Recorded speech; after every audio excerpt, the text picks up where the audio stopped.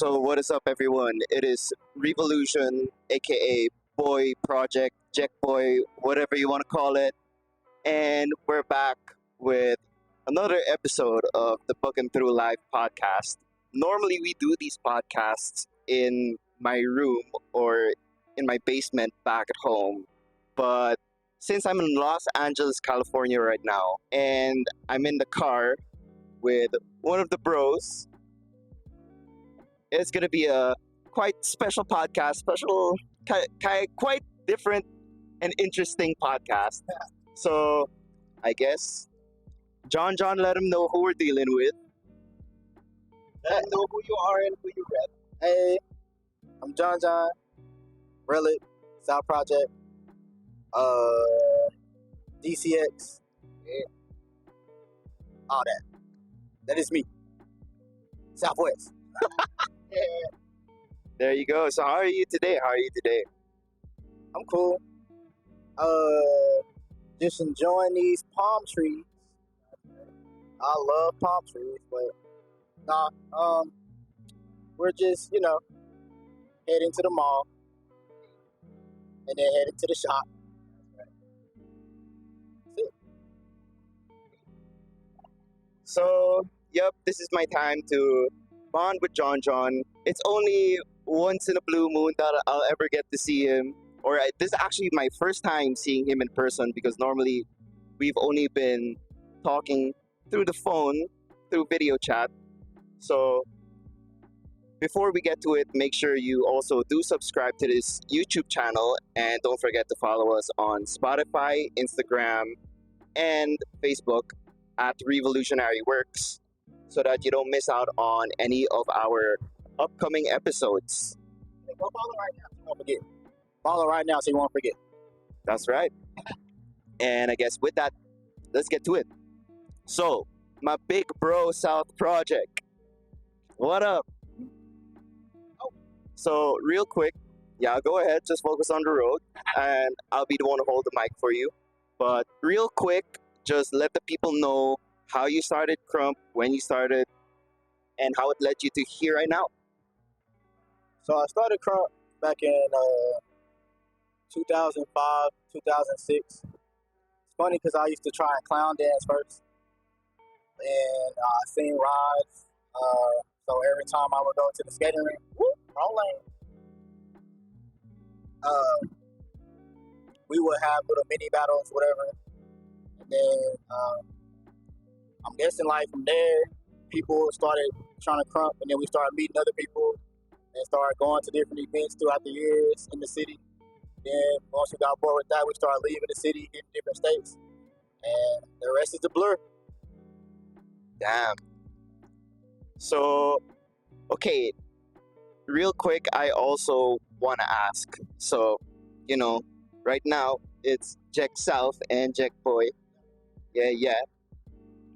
I just want to ask, how did you get into Projects fam? So, it's no secret, I was on the show off. He's Twin Street Bully now. I was on the show off when show off was Twin Project. Whenever I left that fam, you know what I'm saying, me and show off, we cool to this day, so it's not really nothing. It's not really nothing like to say I left the fam. I left the fam, Project came in, he was like, nah bro, you still a fam, blah blah. I want you under me, but you know what I'm saying, you show off, gotta handle y'all stuff. I'm like, okay, cool, whatever. So it happened, and Show off had to talk. I told Project what was up, and then boom, Young King me. So I've been a fam ever since. I done went from Young King me to I think I was Little Project first, and then I went from Little to Rowdy, from Rowdy to South. It's been a journey, but it's JECCz forever. JECCz. Yeah, I love it. Okay, next question that I got. I'm pretty sure that most of the questions that I'm going to ask, I've asked them to you before, so you definitely know the answers to these ones. But real quick, from that time when in 2022 I was able to come to DCX session, and that's when I met the big homie when he was not yet my big homie, and then 2 weeks after, that's when on July 4th, 2022, Independence Day, Revo's Jack Day. Yep. So real quick, what was happening behind the scenes that time in the fam? While within those 2 weeks after, the 2 weeks from when I was at the DCX session and when I got the rank of Boi Projecc. Um, if I remember correctly, like I think he showed us on your videos or something. I think he told us, he was like, "Hey, what y'all think of him or whatever? Like, what y'all think of Revo?" I think we all was just like, "Yeah, go ahead." I'm saying like, I think that's what happened. I remember very vaguely what happened, but I remember your name was brought up, and we was all like, "Yeah, let him in." And here we are right now with you driving and me in the front seat. 2 years, 8,000 miles later. Yeah. That's right. I already shared this. I probably shared somewhere the story about how I became Boi Projecc on my end. It's somewhere there in the post. So just go look for it on my Instagram. But besides that, let's talk about more recent events where, our arrival day. So we've been planning this moment for the longest time, ever since I was still in Manila and you were still in Vegas. Let us know, how was arrival day for you? I was excited. Coming here, like, I ain't gonna lie, your plane was the slowest plane ever. Cause it kept delaying. I'm like, what the heck? Like, but I mean, it was cool. Like, I was really just at the airport, just walking around, waiting, seeing. Cause I really wanted to I wanted to record the plane rolling up, and then like you come to the gate, and it'd be a whole little, oh, what up, Jack? But you had to go through immigration, so it messed all that up. Yeah. I was like, oh, well, whatever. And then, but yeah, I mean, I was excited. I was ecstatic.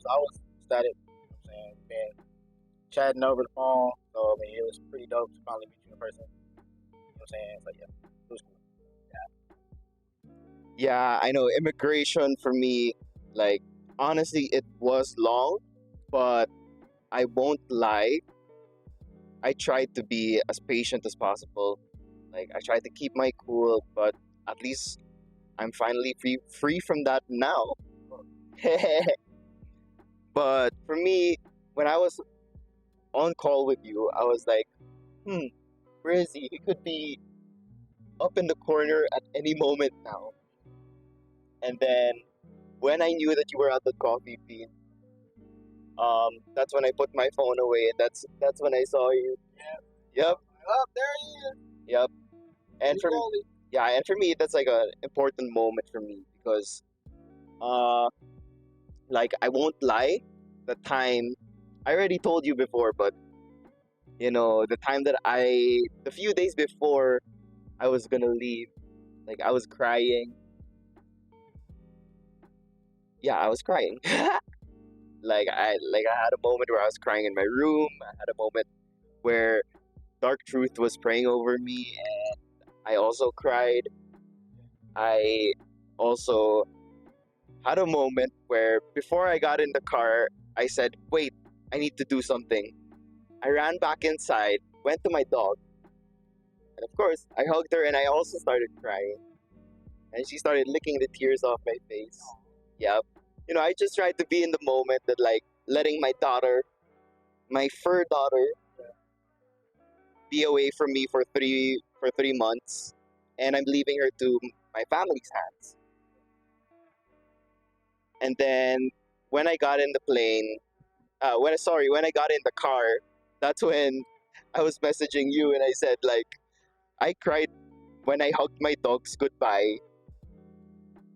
I know I'm still gonna cry later, and I did. And I had a moment with my brothers where we were all in a group hug, and I was crying. But my brother, my older brother, he was still telling me jokes that time. So it was like I was laughing and crying at the same time. And then, of course, I cried when I hugged my parents goodbye. And then that's when the whole travel started. Yeah, my flight was it was okay. Like I didn't do so much. Half of it I was asleep. Half of it I was just watching movies. Because honestly, I really don't like long flights. Yeah, and that's something that I realized how many times after coming back to LA, like back in 2016, back in 2018, back in 2022. So yeah, but I also think something that was important to me was when I was having my layover in Korea, I didn't feel like I was alone because I was still on video call with you and like we were having fun, like looking at whatever was there. Yup, my neck pillow. And then, of course, I also had to let my mom know that I'm safe, I'm here, yada, yada, yada. Yada You, yada yada. you know that part. And then immigration. So, yeah, like, I think that's something that's very important in Krump. Like, being able to have those people that you can rely on. Have those people that you can rely on, even if you're in a country that's very foreign to you. Yeah, or even if you're in a country that you're not sure of, like you have those people to protect you, to make sure nothing bad is gonna happen to you. That's really how I felt when I went overseas. Like, I was scared. I'm 34, but when I went to, see, 34, I was like 20. I think I was 29, 28, 29 when I went to the Illis, and I was scared. But I mean, the simple fact that I had Carl, Jamie, of course, everybody else who I rock with, like you said, I didn't feel alone, and that's cool to have. Like, it's weird because like to regular people, not saying like, well, Krump versus regular people, like to regular people, like it looks as if like they get into a certain mindset where it's like, oh, you're going to attempt, like say my mom, you're going overseas, oh, so you're going to instantly get worried. When from a Krump from a Krump standpoint, like knowing that I have like family, like saying everywhere, it puts me in a different mindset to like not be scared. But I ain't gonna lie, I was scared. I was scared, but I had people to back me, so I feel you.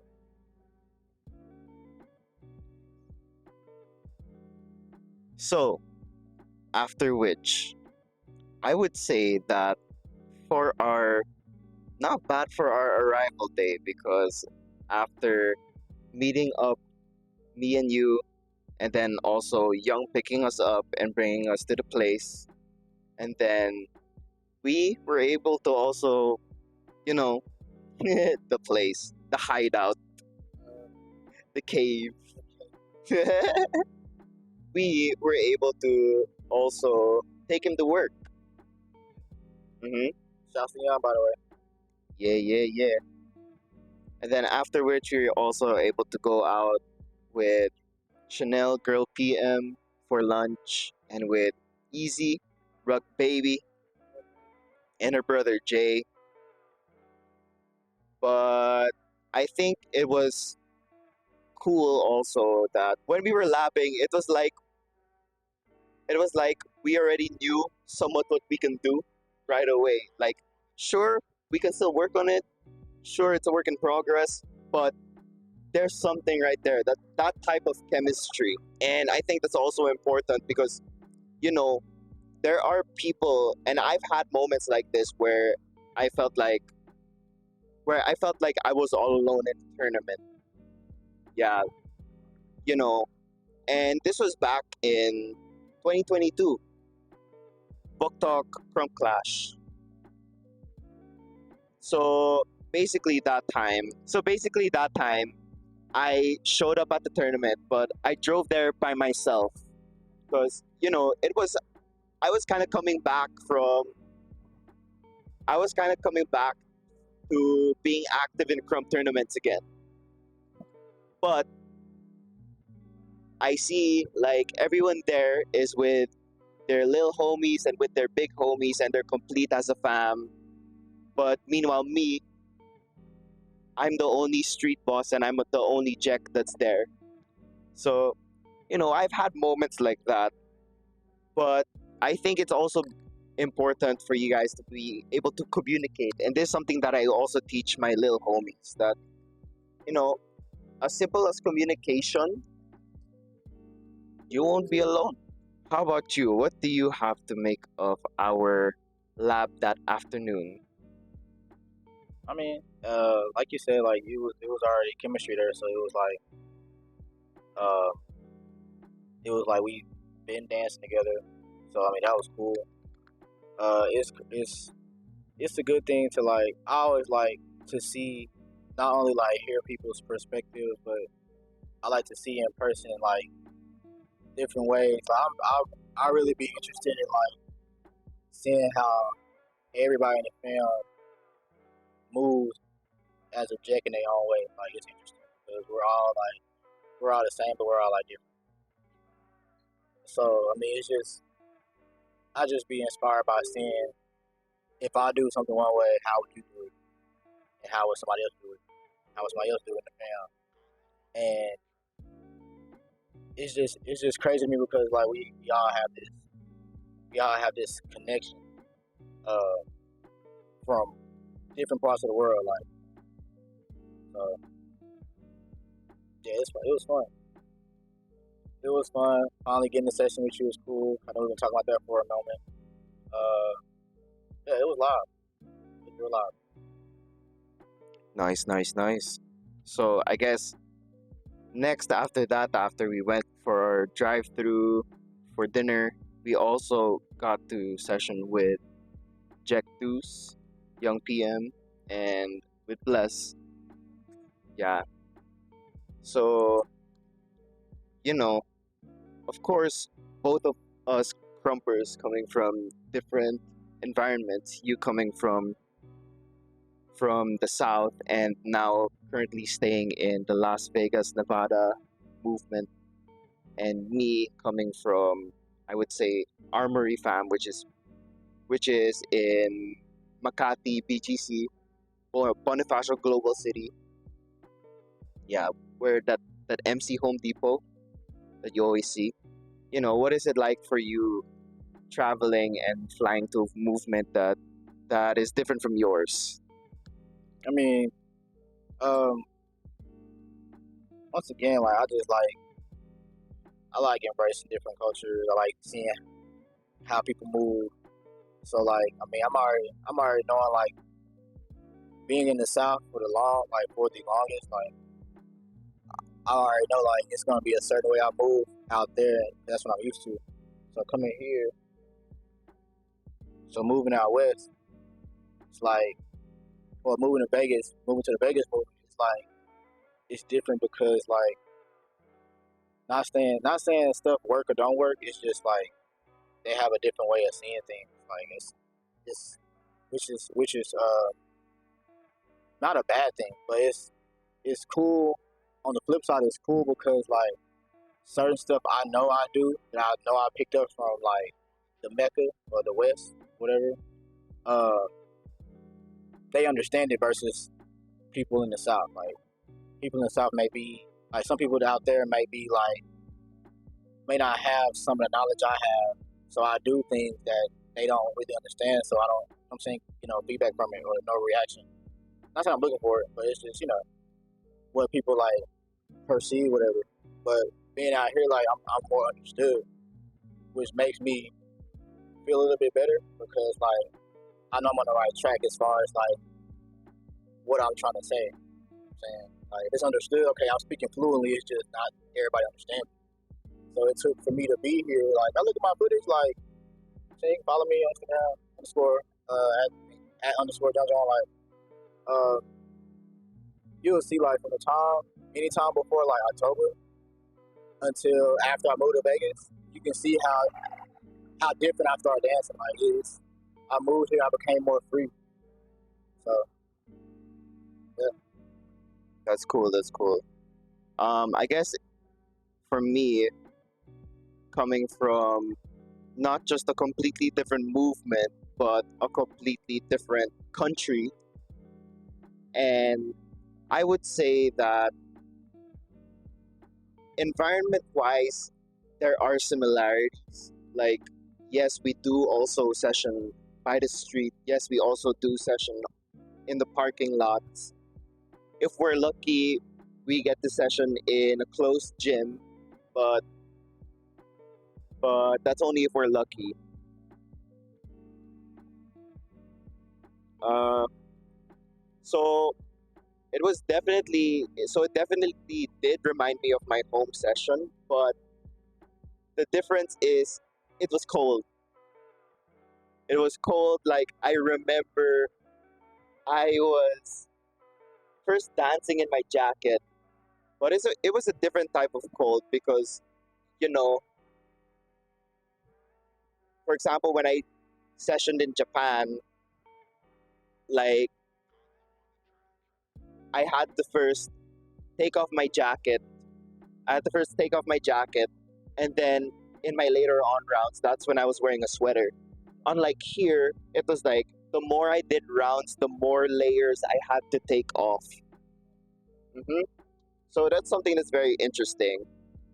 But something that also, uh, Iron Bear, he used to be under Adrum. Adrum is our founder in Armory Fam. He said that something that Filipino Krumpers are good at is thriving in cold air. Yeah, I don't know. I forgot why he said that, but yeah. So, anyways, for me, I guess dance wise, like, I knew that even though we were only 5 people, I had to make sure that I had to do good rounds. Like, and then I remembered some of the stuff that I was labbing on with Dark Truth back at home. That's when I remember I said to you, I think I said to one of you guys, I trained for this moment. Yeah. But of course, beyond that, I was kind of sessioning, but also at the same time studying and going back to everything that I was labbing back at Manila. And I remember in the second round, JECCBoi says to me that, "Yo, bro, you're beastin'." And I just say to him, "Oh, me? No, I was just studying in that round." Yeah, but it was fun. And then in the third round, we were able to do a little of the stuff that we lapped on, but didn't lap on. And something that was crazy or something that was interesting for me was that even if I, even if my leg was cramping, like, I was still dancing with it nonetheless. And that's something that I've struggled with in the past. I think it's also important to be able to laugh with those people that you really click with because it pushes you beyond your limits. So, yeah. And I guess with that now, let's move on to commercials. Let's move on to a bonus section where why don't you ask me a question? Or why don't you ask me questions? I don't have any questions. I probably got one. Alright, cool. So I know you're out here to train, you're like doing your dance class and stuff, but for Krump, what is your biggest goal you're trying to accomplish this go around in LA? Here in LA, for sure, it's definitely one is to may sound a little vague, but I would say to feed my own knowledge because there are things that I know I'll be able to learn for myself, but also be able to share to the people around me or the people that want to grow in this movement as well.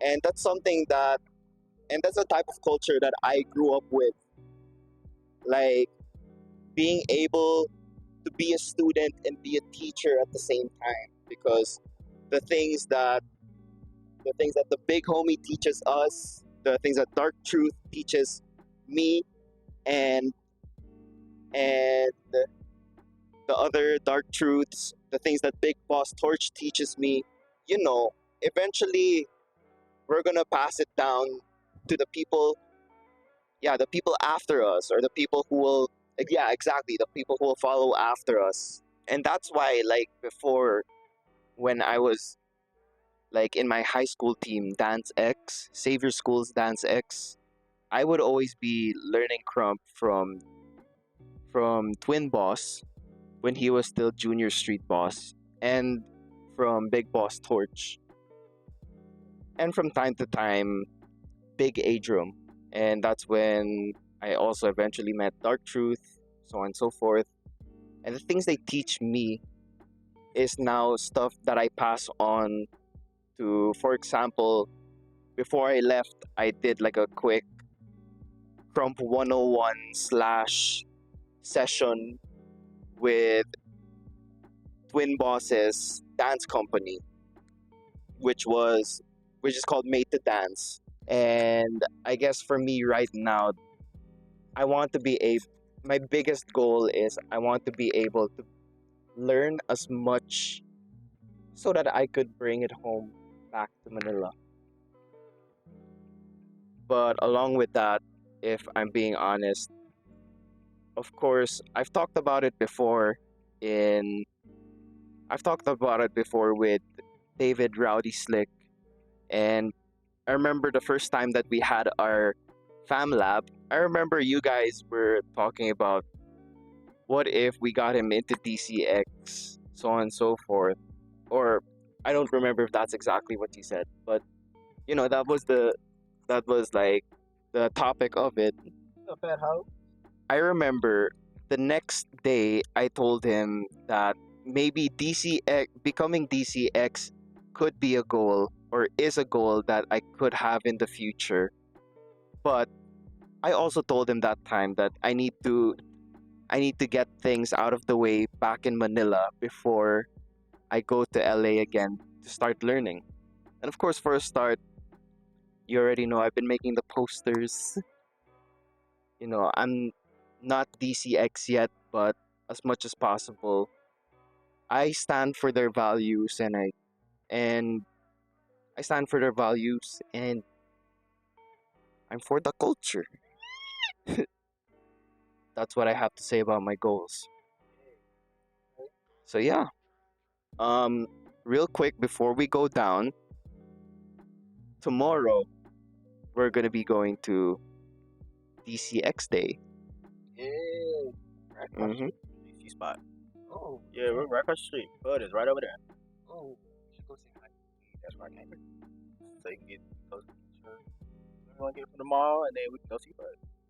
I need a DC hoodie. Cop y'all gear. Breaking berries. But yeah, so I never thought of it, but we're finally gonna be bonding together as a family. Oh, tonight. Well, besides Wicked's concert today, and also I'm talking about tomorrow. But are you excited? Yeah, I'm excited. Boy. What you mean, bud? What you mean, boy? What you mean, bud? What you mean, boy? Okay, I guess to close us off,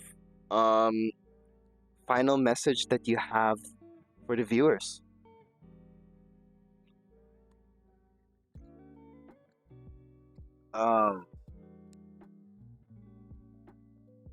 Shout out to Revo. Nah, I really ain't got nothing. Like, appreciate you letting me on. You know what I'm saying? The street cast, freeway cast, car cast, podcast, bucking through traffic. I'm saying? Walking through traffic. That's all I got. Or what advice would you give to Krumpers out there? Stay off the Crumpers page. Always remain humble. Like, there's no such thing as knowing everything. It's always something to learn. Like, no matter who, better than who, Krump is here to serve a purpose, and that's for us to express freely without judgment. So never forget that.